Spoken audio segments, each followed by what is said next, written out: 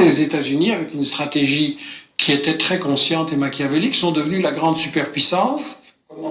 Michel Colomb est connu pour son franc-parler. Si certains mettent de côté l'histoire ou les enjeux stratégiques dans les conflits en cours, le journaliste belge n'en fait pas partie. Lors de sa première visite en Algérie, il résume le décor en quelques phrases et pas question d'y aller de main morte. L'OTAN, en fait, se prépare à devenir le gendarme du monde et à intervenir selon 3 axes. Et l'un de ces axes, c'était l'intervention dans le Caucase, justement pour emmerder la Russie. Le deuxième axe, c'était, il y avait une flèche qui pointait sur l'Algérie et sur le Moyen-Orient en direction Libye. Et le troisième, c'était le tiers-monde en général, dans l'idée de garder le contrôle sur l'Afrique et sur l'ensemble des pays du Sud. Michel Colomb a voyagé à travers le monde, écrit bien des ouvrages, réalisé plusieurs documentaires. Lors de son intervention, il s'est adressé aux Algériens pour répondre à leurs questions et les inciter à la réflexion.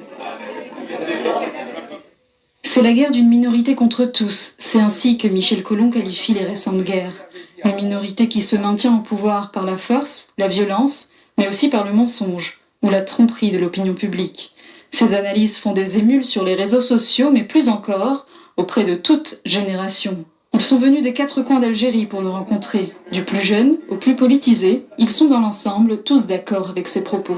Ce qui m'intéresse chez lui, c'est que c'est un des rares Européens, je crois qu'il y en a de plus en plus d'ailleurs, qui nous regarde, et c'est comme s'il lance un appel au secours. Ça va à l'encontre de tout ce que disent les Bernard-Henri Lévy, de Finkielkraut, qui eux ont accès tous les jours, qui ont des tribunes à la radio, à la télévision, et lui, heureusement qu'il y a Internet, voilà.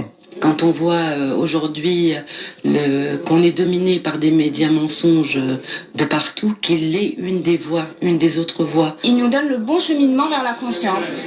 L'argument occidental selon lequel la guerre permettrait d'instaurer la démocratie s'effrite non seulement pour Michel Colomb, mais aussi pour son public. Le journaliste belge a animé 3 conférences d'envergure dans lesquelles il a une nouvelle fois mis à nu les véritables intentions des pays de l'OTAN.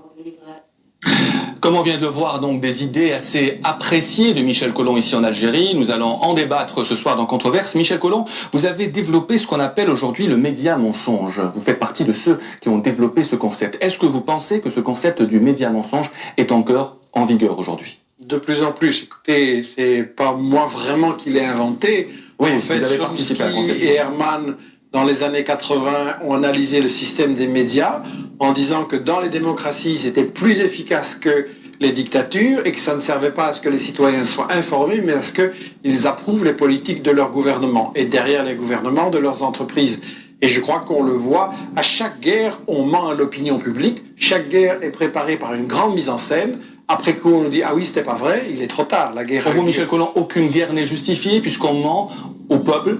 Une guerre de résistance contre une occupation, oui, mais une guerre d'invasion, que ce soit en Irak, en Yougoslavie, en Afghanistan, en Libye, en Syrie, au Mali, et toute une série de guerres non déclarées, comme le Congo, ce sont des guerres économiques, c'est des guerres pour le fric, donc c'est des guerres d'une minorité, en effet.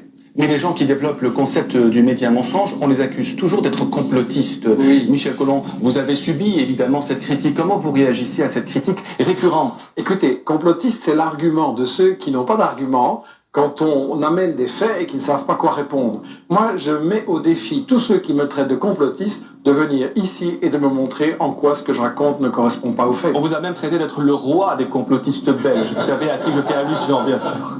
Écoutez, les gens qui lancent ça, il faut regarder ce qu'il y a derrière, les intérêts qu'il y a derrière. Aucune info n'est innocente. Et la meilleure façon d'en avoir le cœur net, c'est, moi, ça ne me dérange pas qu'on critique, mais qu'on vienne débattre, qu'on vienne dire, voilà, c'est un complotiste parce que ceci et ceci n'est pas juste.